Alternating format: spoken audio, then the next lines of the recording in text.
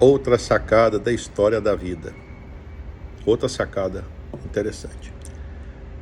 Sempre se fala a respeito do efeito da academia, né? Eu jamais posso falar da academia porque ela foi um pedaço da minha vida e até hoje é. Fiz carreira numa universidade, fui professor titular, passei por todos os degraus do ponto de vista de conhecimento, graduação, mestrado, doutorado. Mas eu sempre tive um pé lá fora também, e esse pé lá fora é o que nos mantém ligados. A nossa conexão é por esse lado da escola da vida. E é isso que eu quero compartilhar com você hoje, tá? É a história daqueles que crescem, e às vezes crescem tanto, tá? E não passaram pela academia, tá? Me chama a atenção também, tá? Então, há pouco tempo estudando sobre a cultura dos judeus, tá? Uma coisa que me chamou bastante a atenção. Eu tenho estudado muito sobre esse assunto por conta da habilidade que eles têm em trabalhar com negócios, tá? E aí eu fiquei sabendo dessa história. Um auxiliar de rabino, para correr da Segunda Guerra Mundial, ele mudou para os Estados Unidos.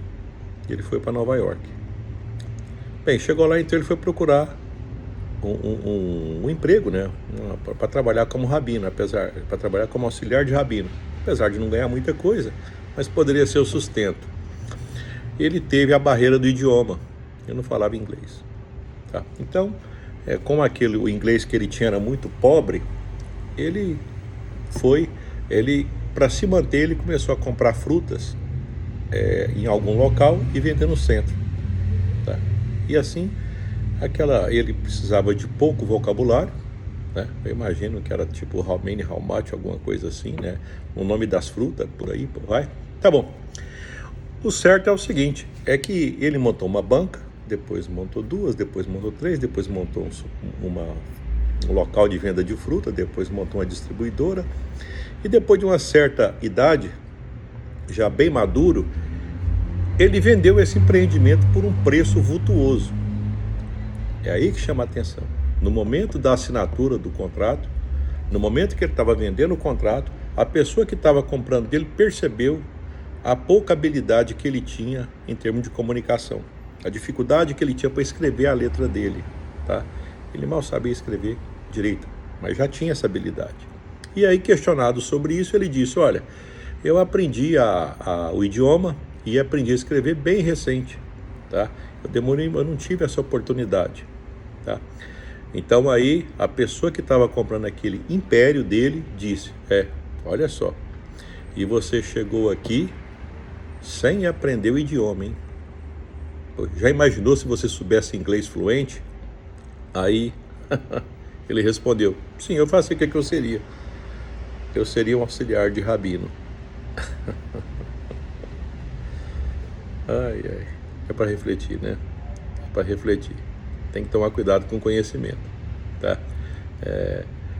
Porque às vezes aquilo a gente nunca pode perder a vontade de crescer, né? E ele tinha vontade de crescer, a tal ponto que ele cresceu para depois ter o conhecimento que a gente espera, ou que a gente imagina que tem que ser o conhecimento da largada, e que no caso dele foi outro, foi a força de vontade, a disciplina, determinação, tá? É por isso que no meu livro, quando eu escrevi, eu coloco e eu fortaleço tanto essa ideia do seguinte: olha, não basta método, não basta, você tem que desenvolver alguns hábitos, alguns comportamentos que eles vão ser importantes, se é que você quer, se diz que quer, eu imagino que quer de verdade, fazer uma caminhada, uma jornada de sucesso nos negócios. Dica do dia: ficar atento. Muito mais importante do que qualquer coisa, a determinação, a disciplina, a persistência. Dica do dia. Me acompanhe para mais dicas.